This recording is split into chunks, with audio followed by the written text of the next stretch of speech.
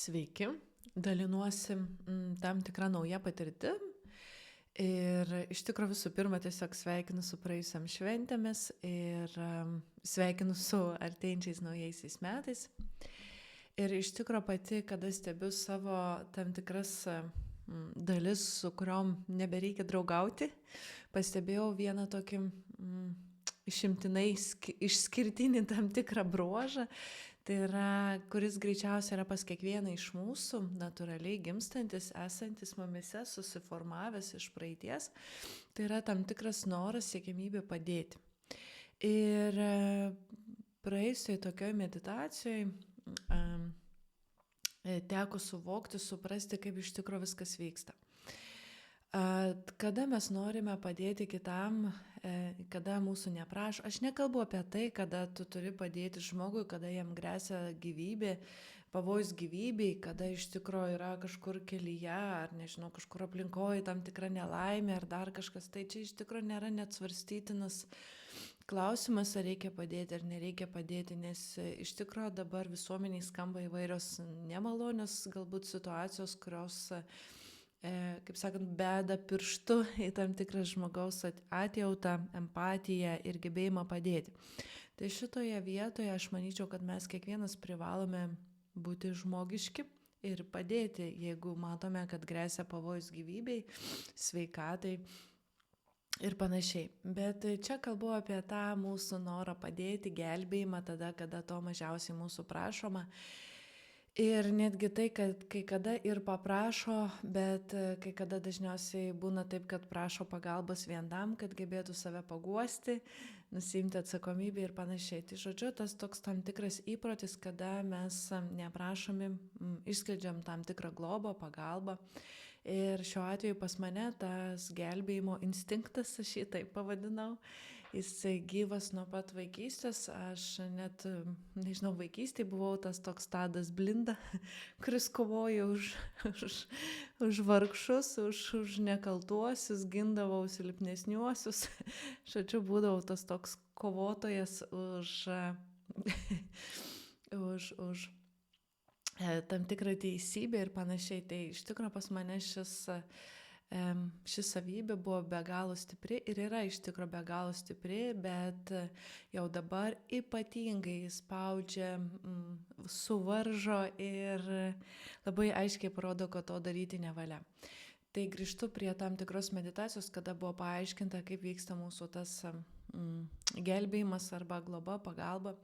Iš tikrųjų buvo parodyta tai, kad nereikia padėti žmogui, jeigu to nėra prašoma, arba jeigu tu tai darai iš savo gyvybinio resurso. Nes iš tikrųjų, kada mes galvojam apie kitą, kada mes nerimaujam, ypatingai rūpesčio energija, ji yra pakankamai tokia stipriai nuimanti gyvybinė energija, tas rūpestis kitais, rūpestingumas tam tikras. Ir mes taip labai iššvaistome savo energiją, iš tikrųjų netgi tai pastebėjau, kad vakare, kada aš, tarkim, atsiguliu lovą ir pagalvoju ten apie, nežinau, savo šeimą, ar ne, jeigu ten ar apsirgę, ar dar kas nors ir tas rūpestis išsiskleidžia, tai ryte labai jaučiuosi tokia pavargusi. Dėl to, kad visą naktį ta energija, mano mintimis, kada tu pagalvoji, kad tai yra svarbu, jau nuteka tam tikra kiekis energijos. Ir taip mes vėlgi nepailsime, atsigauname, neatsinaujiname. Nes iš tikrųjų ypatingai vakare nereikėtų apie kitus galvoti, reikėtų kaip tik sugrįžinti į save, sugrįžti į save, savo energiją. Netgi galima ir tokio kaip ir savo pasakyti, kad sugrąžinu savo energiją, savo dėmesio energiją į save ir leidžiu savo atsinaujinti, leidžiu savo pailsėti. Ir taip iš tikrųjų pati ne kartą esu išbandžiusi šį metodą, jis veikia. Taigi suprantate, kad pagalba kitiems, kad ir kaip mums rūpėtų artimieji, kai kada, dažniausiai čia yra apie artimuosius, svetimiems žmonėms mes kai kada taip atjaučiančiai ir taip nuoširdžiai nepadedame, ir mažiau mus tai kada paliečia, kaip pagalba artimiesiems. Tai geriausia yra daryti tai, ką gali geriausia daryti, kurti, siekti, dalinti savo suvokimais, patyrimais, keisti savo asmeninį gyvenimą ir ta visa įkrova, tarkim, tavo asmeninio pokyčio, tai, ką tu pakeitai, kaip tu pakeitai Galų gale tą patį gailestį tu pakeitei į supratingumą, į sugebėjimą suvokti, kad viskas vyksta taip, kaip vyksta, kad žmogus kitas turi teisę rinktis, būti savo skausme ar nebūti savo skausme, tą tikėjimo išskleidimą kitais. Vėlgi tai sukuria tam tikrą didžiulį įkrovą, kuri jinai yra sutelkiama tokioj sutelktiniai energijoj, sutelktiniai palaikymo energijoj visatoj. Ir buvo parodyta, kaip kūrėjas tą įkrovą, tą tokią kaip baltoji skylė, tą akimirką pasivadino, paskui tą energiją paduoda galbūt kai kuriems žmonėms kaip pagalba. Jeigu mato kūrėjas, kad žmogus stengiasi, siekia, galbūt kažkokia karminės energijos jau užspaudžia, jis neturi pakankamai daug gyvybinės energijos atsigauti, bet vidumis to siekia ir daro tam tikrus žingsnius, tai iš tikrųjų iš tos baltosios skylės yra paduodama jėga, galia tam žmogui pasikeisti ir atsilaisvinti.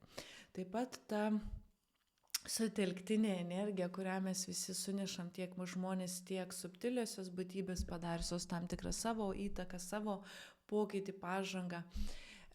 Taip pat ir kūrėjas į tą indėlį įneša savo dalį, nes iš tikrųjų kūrėjas, aš manyčiau, kad nepuola gelbėti visų, jeigu mano, kad tu nenori, tu nesieki, tau nėra svarbu, arba tu mėgaujasi tame, tai viskas yra tvarko, tiesiog aš manau, kad ir kūrėjas laukia, kada žmogus susivoks, kada jam atsibos, kada jis nebenorės tame būti.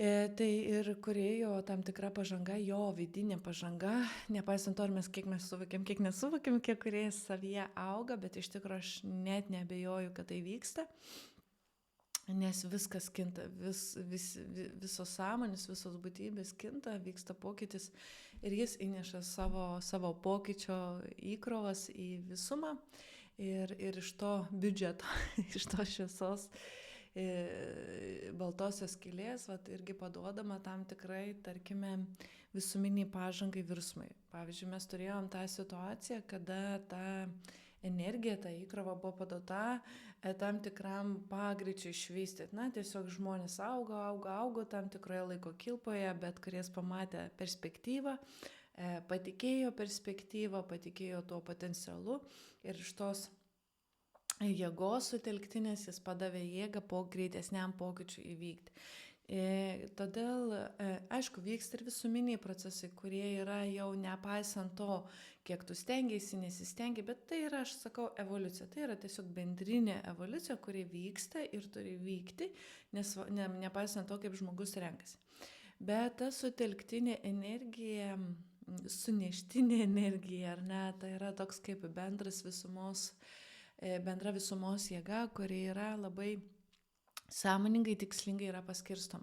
Todėl, kada mes norim kažkam padėti, gelbėti, arba ten kažką labai patarti nuoširdžiai, ypatingai tas toksai yra, kada tu tiesiog pasakai ir pamiršti, tai nėra tokios, bet tai yra toks nuoširdus, atviras, jausminis, toks atsiduodantis pagalba žmogui, tai iš tikro, kada tu nejauti to, kad tai turėtum daryti, yra tau priklausantis. Bet tą akimirką sustabdyti reikėtų ir pagalvoti, palauk, galbūt aš negaliu duoti to, ko tam žmogui reikia. Nes aš iš tikrųjų nežinau, ko jam reikia. Aš galiu patarti, bet galbūt aš tik patenkinsiu jo tam tikrą ego. Galbūt atiduosiu savo gyvybinę energiją ir žmogus nesupras virsmo tikslingumo, kodėl jam yra svarbu keistis, kodėl jam yra svarbu priimti vienokius ar kitokius sprendimus. Todėl iš tikro pagalvokime, kad palauk, jeigu tu keitiesi, jeigu tu darai žingsnius, jeigu tu tyrai to siekia, vadinasi, tau pagalba bus paduota iš šitos visatos sutelktinės energijos. Ir žinoma, kada paduos tą energiją, žmogus prasijudins, pralaisvės, prabus jo galingesnė sąmonė ir jis galbūt ateis vėl pas tave ir sakys, žinai, aš žinau, kad tu man gali padėti. Ar tu gali man patarti vienoje ir kitoje situacijoje ir aš taip, pabandysiu pasielgti arba pasinaudosiu tavo patirtim ir prisitaikysiu tavo žinias ir sieksiu to virsmo, ar ne? Tai čia yra visai kita situacija, kada žmogus, tu jauti, kad jisai žada daryti, nori daryti ir daro, ir daro.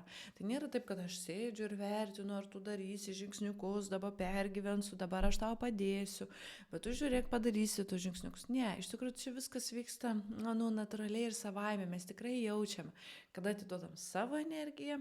Pavyzdžiui, man yra ne vienas pokalbis toks įvykęs, kad aš savo energiją atidaviau ir tada jaučiausi po pokalbio be galo pavargus.